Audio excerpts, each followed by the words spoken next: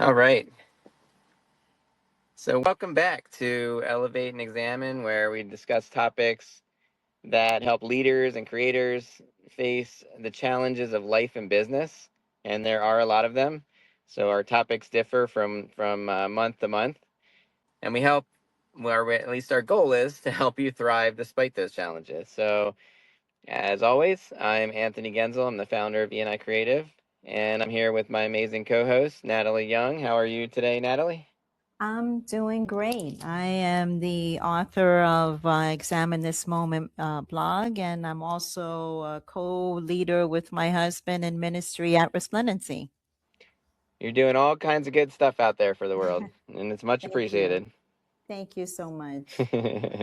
Including this show. Not to mention this show. This just might be the best thing you're doing for the world. I would say. Okay. So yeah, so we're back again today. We're talking about a special moment in the journey of any entrepreneur, any creator, any leader. And that moment is it's the biggest moment you have. It's the moment that you decide to start. So to help add perspective to the topic, we have another amazing guest joining us later in the show, Andrena Sawyer, founder at Per Consulting, and she has a lot of experience with this topic. So stay tuned, hang around for that. That's coming up in probably 10 to 15 minutes after Natalie and I are done chatting and introducing the topic. So it's going to be a fun topic. Again, in case you missed that a second ago, we're talking about the moment you decide to start. So it's that moment where you say to yourself, I'm going to take this idea that's been swirling around in my brain. I'm going to take it from just a stuck idea and make it real, make it something that has an impact on this world. And for a lot of people, me myself included, I know when I've started things, it's a scary moment. It's exciting. It's inspirational. It's so many things wrapped up in one. I've done a lot of things. I've started a lot of things. It, no matter how experienced I've become, whenever I start a new thing, I still have that little spark of I'm scared a little bit here, but it's exciting to me. Natalie, I know you've done quite a few things and launched quite a few things. Would you agree it's a wild time in our lives when we decide to start something? Absolutely. It's always a bit scary, as you said. Very, there's a thrill in your heart because you're stepping out into something you've not done before. So, you get inspired and excited for what could come as a result of you beginning this. It is a unique step of faith. And a lot of times I like to look at it as launching out into the deep and the unknown as you go into a new adventure. I love that. I love that. It is an adventure. I will say that. For sure, for sure. And I think an very important part of it is to always keep in mind that you have a vision. Why are you doing this? Write down what your vision is, what's your mission, what do you want to accomplish in starting the business. Form some guided decisions in making this step of faith and go from there. I agree. I've taken the journey multiple times, and I can attest to what you just said being totally true. My first launch, for example, did not go so well. I didn't have a vision necessarily. I just kind of was excited about the freedom of setting my own schedule, being my own boss. I did it for all the Mhm. wrong reasons, and it just didn't work out. But then after, I've also been I learned from that. I moved on. I've done a lot of things since then. For example, I've been on the other side with E&I Creative, for example.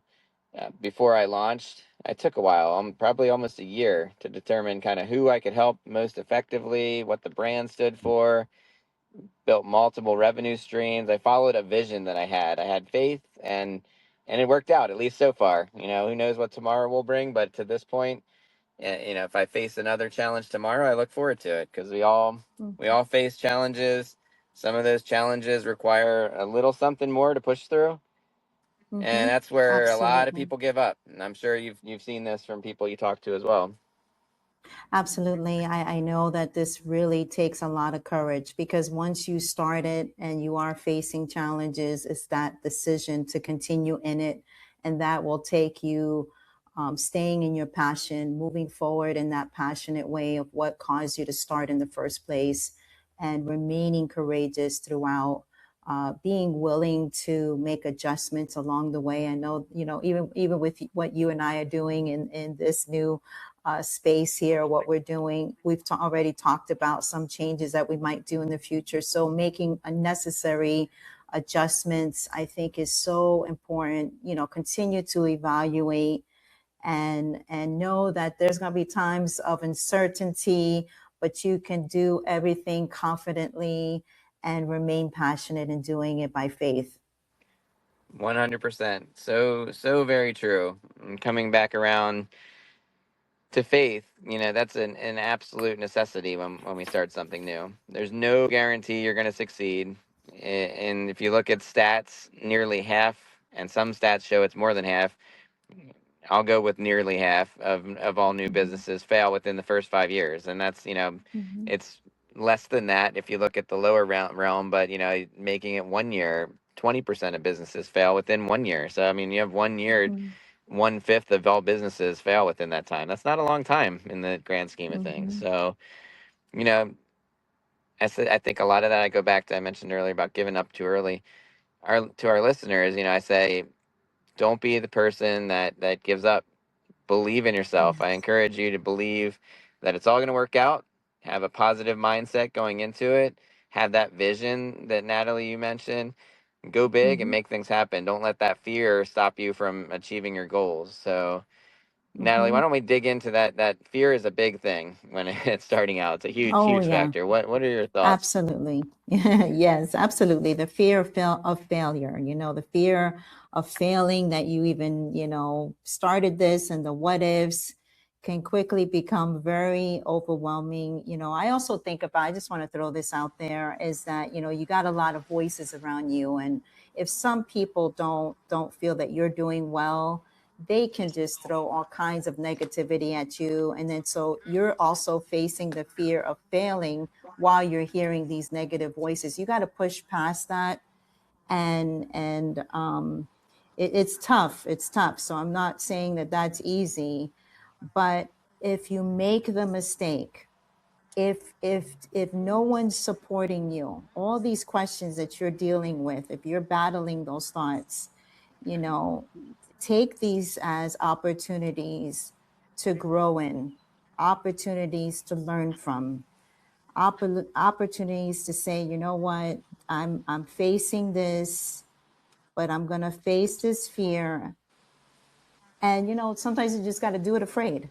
Yeah. You got to do it afraid. Failure does not mean it's the end of the story. It can become one of the most greatest teachers for us. We can gain wisdom. We can prepare in a different way and step out and learn from the mistakes, learn even through the fears, and adjust along the way, staying faithful in that vision. I think if we write the vision down, right, and we make it plain, there's a lot of people that will say, I have a vision for 5 years, I have a vision for 10 years. Well, what I encourage the person in the first place is, it's great, have those visions down, but let's look it over first in the first year. How are you doing? Because if you're already down 10 years and then you're like, wait, I didn't even make it through the first year. That's the reason why I encourage you, make adjustments along the way. Yeah, and you mentioned failure, not looking at that as an end really, but looking at it as sort of the way I say it is, look at it as a lesson. Each failure teaches you Mm-hmm. something that Mm-hmm. you didn't go in knowing. And I mean, you look at, I talk to my kids about this kind of stuff in relation to school, in relation to sports, and talking about it from a sports perspective. You look at some Mm-hmm. of the greatest athletes in the world, and they didn't just wake up born. world champions. You know, they worked at it. They failed. They lost Mm-hmm. championships. They probably got cut from Yes. teams, and they didn't let that stop Yes. them. They looked at it and said, you know, what Mm-hmm. did I do wrong? Where can I improve? They fixed those things, and they went back at it. And that applies to very much to the world of entrepreneurship, the world of being a content creator. Learn those lessons and get better. That's the way to go. Mm-hmm. Mm-hmm. And that's why, like, when we're dealing with the faith that we stepped out in versus the doubt in our decision making, right?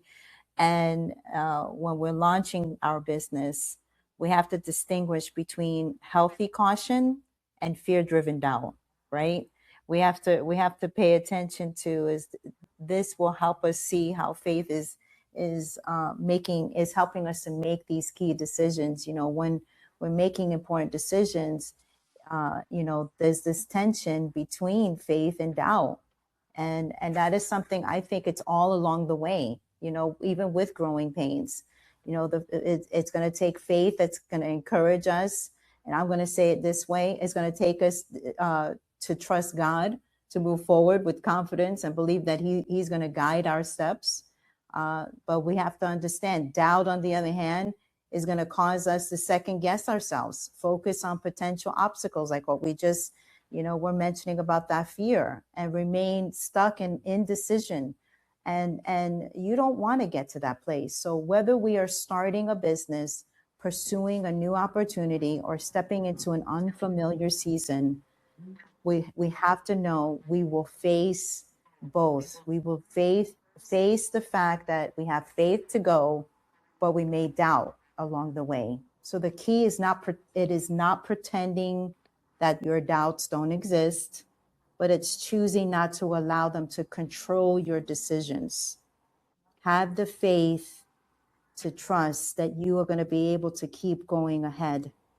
And I like to encourage people personally to go into prayer, go into, if you have people around you, get some counsel to help you make good decisions, that you can keep this confidence as you're going forward. I like to encourage people in that way.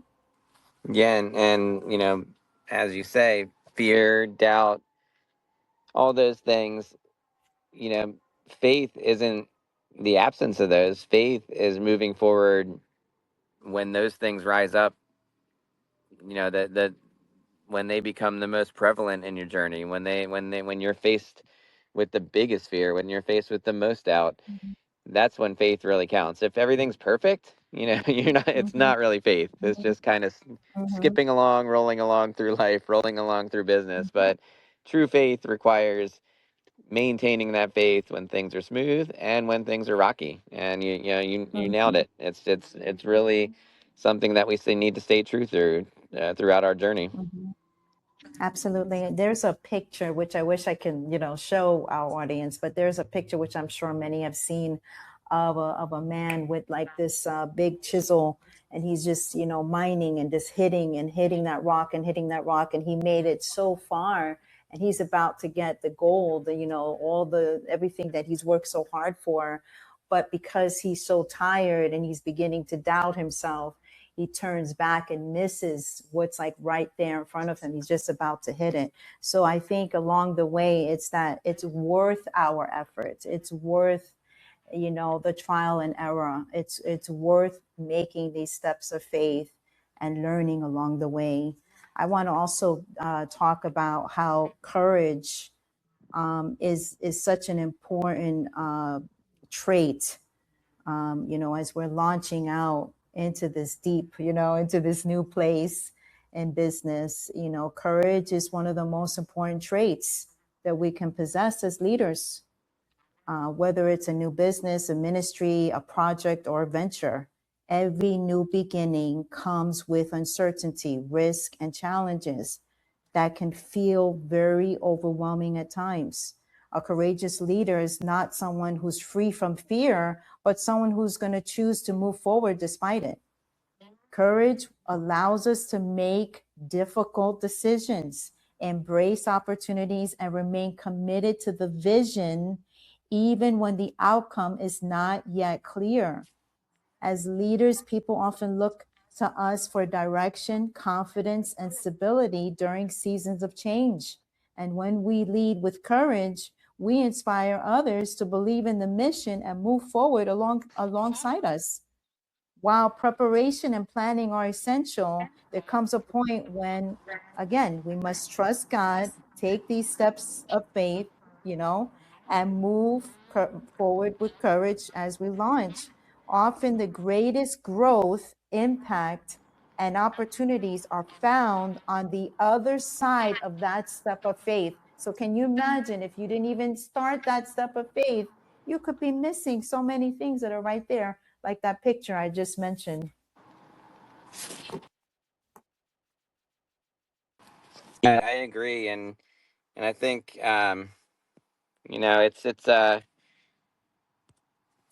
it's as a leader, you mentioned, we need to be the ones who step up and kind of show by our actions. Essentially, it's not about necessarily telling someone to be brave, telling someone to stay strong and everything's going to be fine. It's about you being courageous in the face of adversity and showing that and leading by showing, and people see that, and they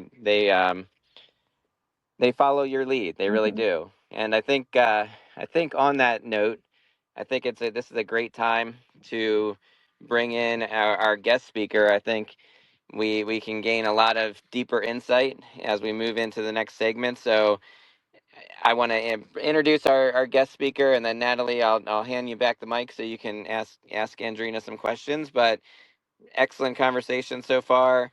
Perfect time to bring in our esteemed guest. So without further ado, I am honored to introduce Andrena Sawyer. As mentioned earlier, she's the founder of Perk Consulting. She helps clients navigate the complexities of strategic planning, governance, capacity building. She's worked as a facilitator and advisor for over 100 organizations. She brings a ton of experience and expertise in this area to the show. So, Andrena, welcome to the show. Can you please start by giving our listeners a bit more background into who you are and what you do? Sure. Well, thank you both. Thank you to you. And I always refer to her as Pastor Natalie Yes. because we've done a lot of faith work together. Yeah. But I do thank both of you for having me on. Um, so, yeah, a little bit about me. I've been a full time entrepreneur for 15 years. This year actually makes 15. And my entry into entrepreneurship was consulting. So I started a boutique firm called Per Consulting, where I specialized in organizational management, but specifically for nonprofits. Over the years, I've had to pivot a little bit, but nonprofit, that's still my wheelhouse, the space that I'm extremely passionate about. Outside of that, I live in South Carolina. I love being outdoors, big family girl. I'm a pet mommy as of 8 months ago. So I have a new dog named Rocky. I'm an author, written several books, several devotionals. But again, I just really enjoy helping people bring their ideas to life. That's awesome. That is awesome. And South Carolina is a beautiful place. Lived there for about 4 years, and I Nice. miss it quite frequently. Yeah, yeah. I'm in Colombia and it's beautiful. Okay. We were over in Greenville. We got married in Charleston, but I was lived in Greenville for a while. Went to Clemson. Were you a USC person? I am actually not, but funny enough, I'll be at Clemson all next week from Monday to Friday. First time. Awesome, Yeah, awesome. Well, go Tigers. yeah. Sorry, I'll step back from my Clemson Tigers plug. I'll let you lead the way on the questions, Natalie. Okay. All righty. No worries. All right. So, Andrena, back in 2013, you founded Perk Consulting. And then 6 years later, you launched Minority Christian Women Entrepreneurs Network. So, you know what it's like to start something big. For those of our listeners who have ideas but aren't sure how to get past that initial self doubt or fear, what advice do you have for them? Yeah.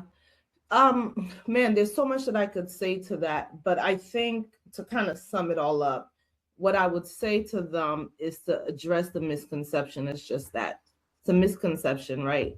That you need to be perfect, everything needs to line up in order for you to actually make a move.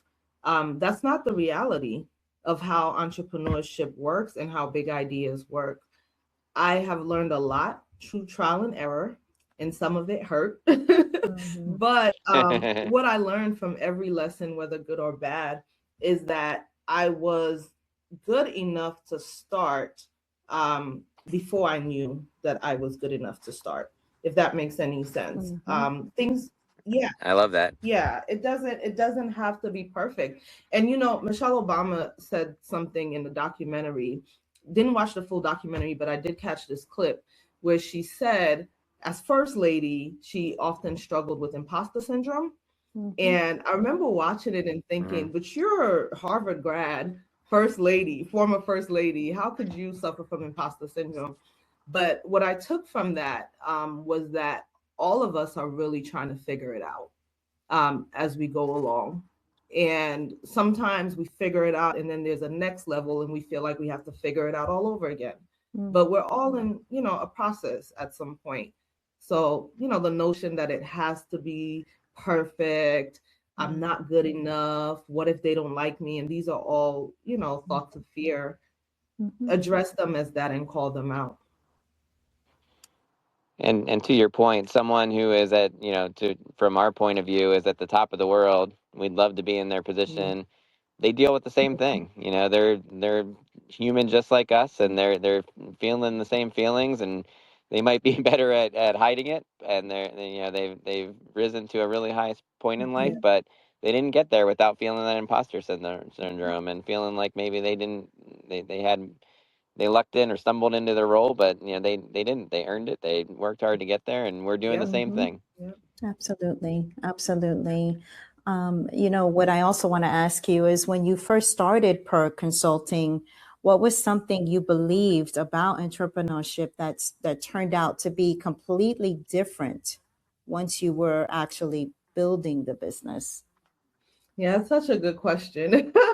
Again, one of Mhm. those, there's so much that I could say to that, but I think um, I thought entrepreneurship was mostly about me. So me having a good idea, me working hard, and the results would always depend on me, right? My effort, my resources. And I quickly learned that there's so much of this journey that has absolutely nothing to do with me. And there's a lesson in that, which is an aside, which is to not take things so personally, right? To have that separation. But the lesson of realizing it's not just based on me was really important because I realized that I could work really hard, but fluctuations in the economy, fluctuations in the market, customer trends would impact my success. Um, so that was, I wouldn't necessarily call it a misconception. I'm trying to think of a good word for it, but it certainly turned out to be much different. And learning that along the way, um, knowing how to pivot, the importance of flexibility. I think many of us learned that in COVID, but even outside of something that, like a pandemic, Mhm. just day to day doing business, you just realize some of it is largely dependent on me, but there's some of it that I just have to kind of just roll with and create systems for pivoting. Very good. Yeah, because sometimes we just have Yeah. to, just make the change because it's just, like you're saying, it's just something different that is being required of me than the way I expected it to be. And it is outside of us. Yes. So definitely. Yep. So for aspiring entrepreneurs and creators who are waiting until everything feels ready, I mean, I think we all can attest to that, that we wait to feel ready. What did the early imperfect version of your business really look like behind the scenes? Oh my goodness. It was very messy. We want to hear it all, every little bit. What do people say? I can give you the tea. It was oh man, it was messy. You know, and it's interesting even saying was, because there are parts of it that are still very messy. Yeah. So Uh-huh. I would say messier, right, in certain ways. But it was messy. It looked nothing like what I thought it should look like or would look like. So 15 years ago, I don't know if, I'm sure you all remember, that was kind of the start of influencer culture. And a lot of entrepreneurship when I came into it was based on what was trendy, right? So I would see people taking pictures on the beach, and they talk about, you know, their 6-figure and 7-figure contracts. And so I thought if I came in and I just did some really good marketing, surely I was smart enough as a consultant to get there overnight. Or at most in 90 days. And I, yeah, I just learned very quickly.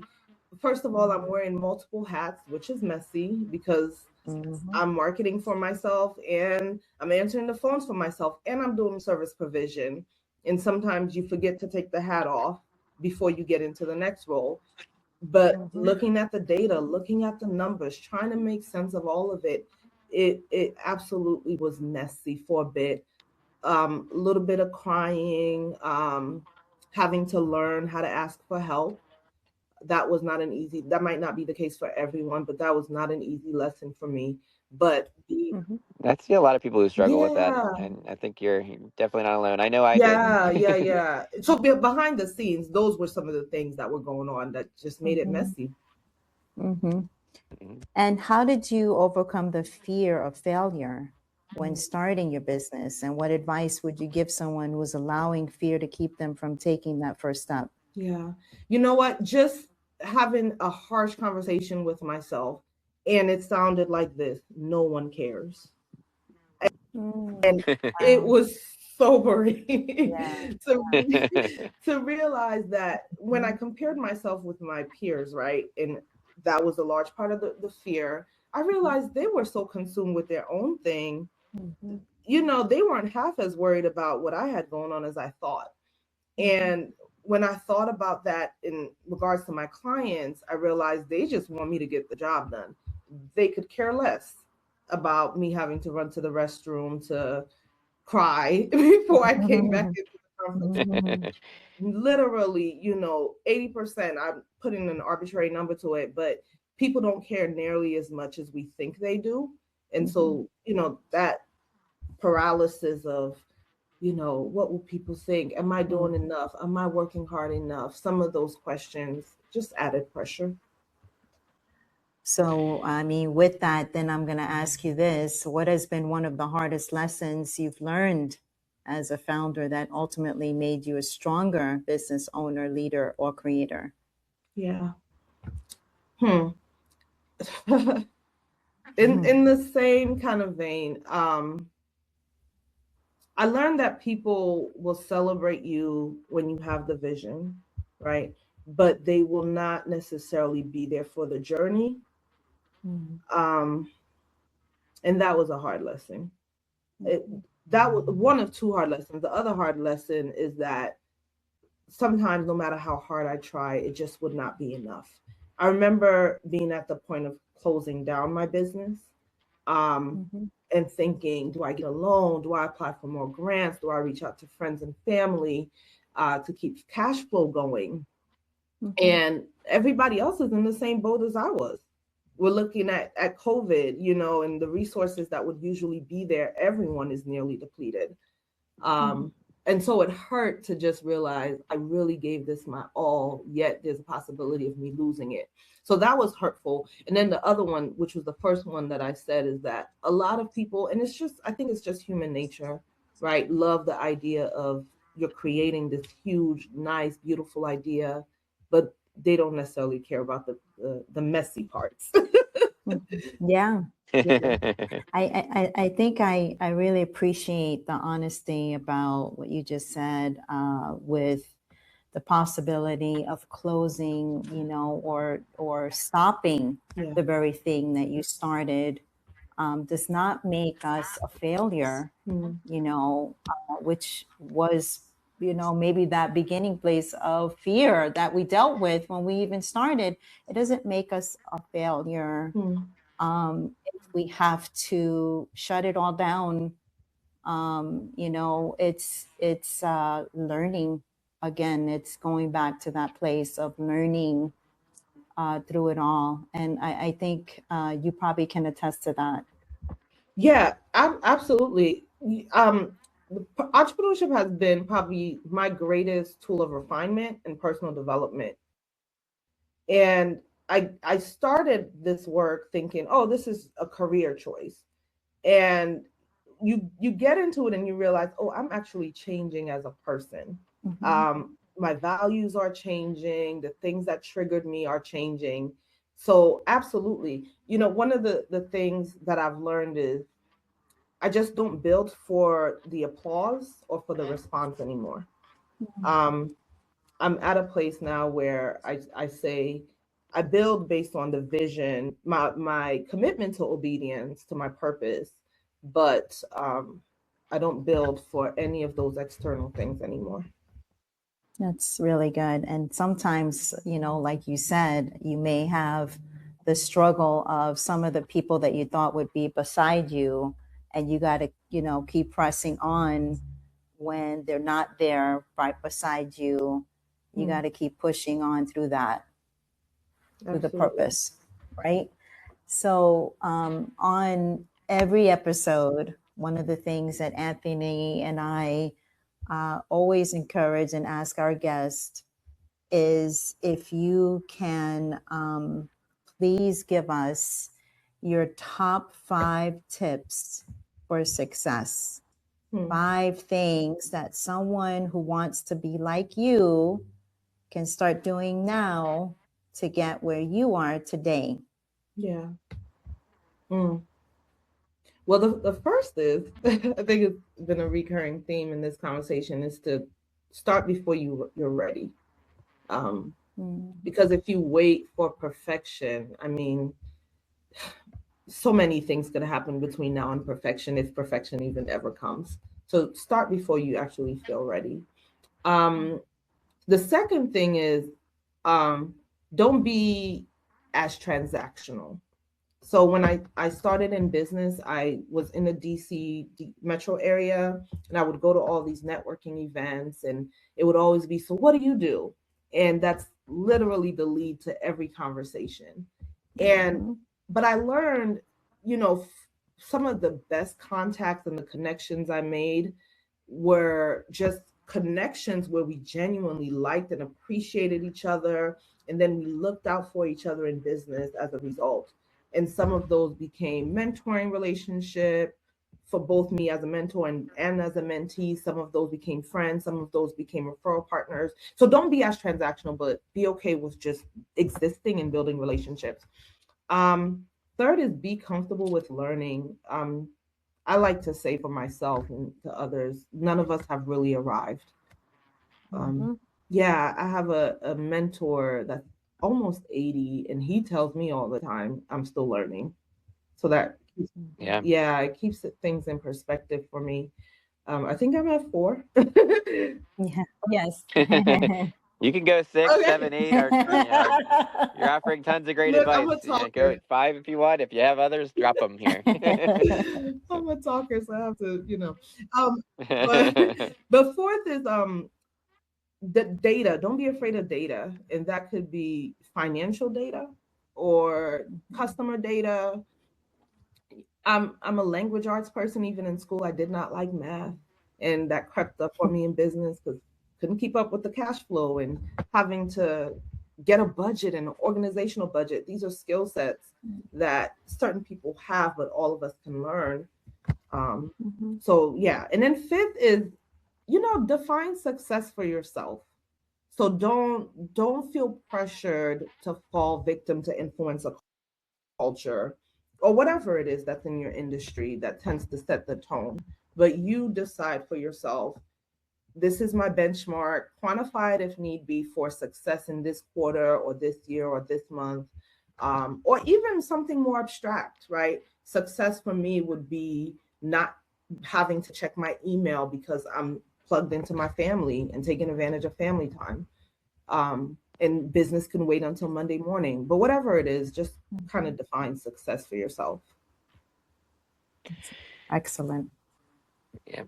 Yeah, no, thank you for being so open and candid with us and for our listeners today. We really appreciate you joining us. That's this kind of authentic advice and open insights are super helpful, because what you don't see in a lot of the content out there about entrepreneurship is the bumps and bruises that you deal with during the process, during the journey, the imposter syndrome, the self-doubt, all of those things that stop us in our tracks sometimes. You don't hear about those, and you were just so honest and open with us today, and I think our listeners really benefit from hearing that kind of stuff. So I want to give you an opportunity, and also our listeners an opportunity, so they can benefit more. Can you give our listeners an idea of where they can find you online, so they can follow you on different channels or get more advice from you in the near future? Sure. So for those who are interested in the consulting work I do, perkconsulting.net, perkconsulting.net is our website. And there you can take a look at some of the resources that we have. You can actually even book a consultation, a 30-minute consultation free of charge. If you are interested in some of the work I mentioned regarding working with women or McQueen, that website is mcwen.org. And I am very active on social, on LinkedIn, on Instagram, and on Threads. Those are my top three right now. And you can find me at Andrena_Sawyer. All right. Awesome. Well, thank you again for joining us. Everybody, please follow Andrena wherever you can find her. Great advice today, and great advice going forward. So definitely follow her on across those different channels. To everyone listening, we really appreciate you spending time with us today, as always. We'll be publishing this recording on YouTube soon. It'll be available on Natalie's website and my website. We'll be back next month. Our date for next month is July 30th. That'll be 4 p.m. another Thursday. We're going to always keep them on Thursdays. The date may change, but the day of the week will not. That episode will be the moment that strategy becomes reactive, and we'll dig into topics like avoiding emotional reactions, following trends too closely or blindly, being the copycat in your marketing, or the dangers of urgency culture, and a lot of other relevant topics. And our guest speaker is Bridget Willard, who runs a SaaS marketing agency helping brands build powerful impact through content and social media. So she'll have a lot of great insights there. And as always, we invite you to follow Natalie and I at Anthony Gaenzle and at Examine This Moment. And thank you again, Andrena. Thank you, Natalie. And I hope that everyone has a wonderful day. Thank you. Thank you, everyone.